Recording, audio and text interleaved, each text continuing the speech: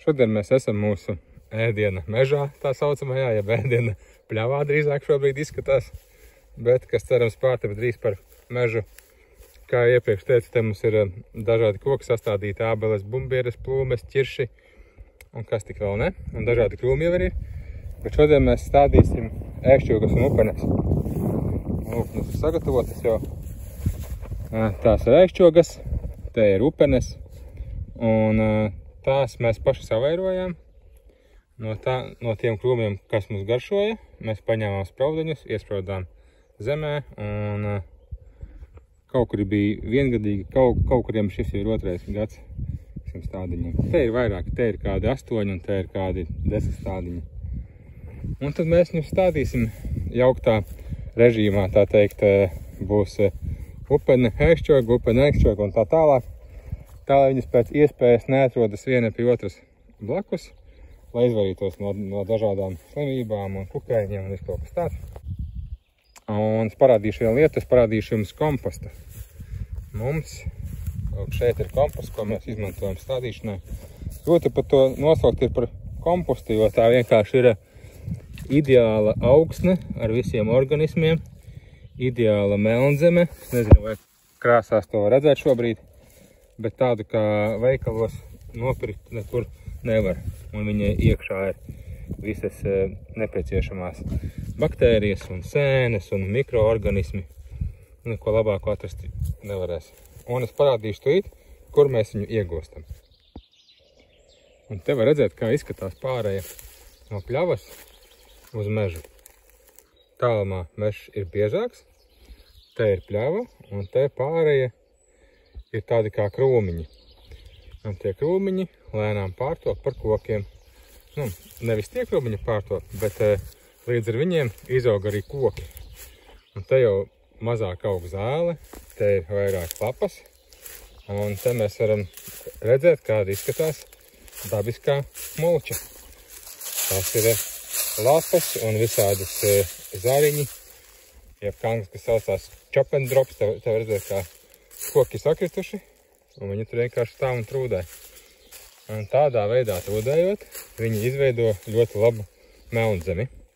Un es braucu uz šeit ar ķeru un ņemu to melnzemi un izmantoju stādīšanai.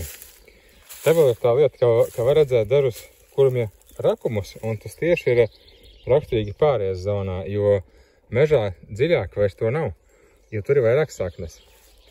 Bet es ņemu tieši zemi no kurmja rakumiem, jo viņa vieglāk ir paņemt, es zinu, kā tur nav sakņu.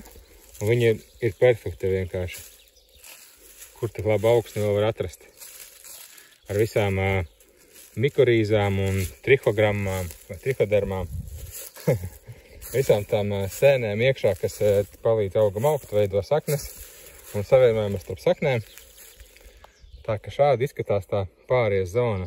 Ļoti uzskatāmi to redzēt tieši, kad ir pavasaris.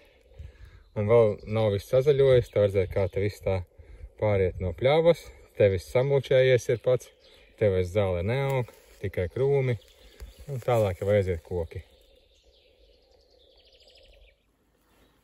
Dažreiz rokot sanāk atrast diezgan labus slieku eksemplārus. Jau ielīdz zemē, jau grib aizmukt reku, gribēs parādīt, jau mūk prom. Rekās liela slieka. Tādus noteikti liekam atpakaļ.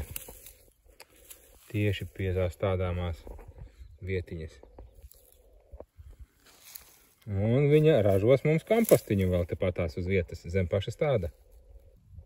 Un tieši dažas stundas vēlāk darbs ir pabeigts. Sastādījām ēkšķogas upenes ar mūsu pašu melnzemi un mūsu pašu mulču. Ēkšķoga, tālāk aiziet upene.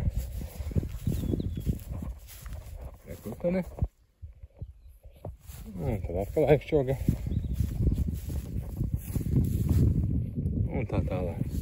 Un galvenais, kas forši bija, kad visi materiāli ir no savas zemes. Gan, tā teikt, tas melnzeme, jeb komposts, jeb sauciet to kā gribat, no mūsu meža. Tad ir mulča pašu arī, to mēs esam samulčējuši no saviem zariem.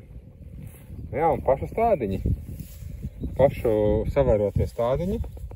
Un rezultātā sanāk, kad viss ties ir bez maksas. Nu, protams, jāņem vērā savs darbs, kas arī nav mazs ieguldījums, jo tas kopumā aizņēma apmēram stundas 4, tā varētu būt visi kopā ar stādīšanu, laistīšanu, iešanu pēc zemes, šķaudošanu un tā tālāk.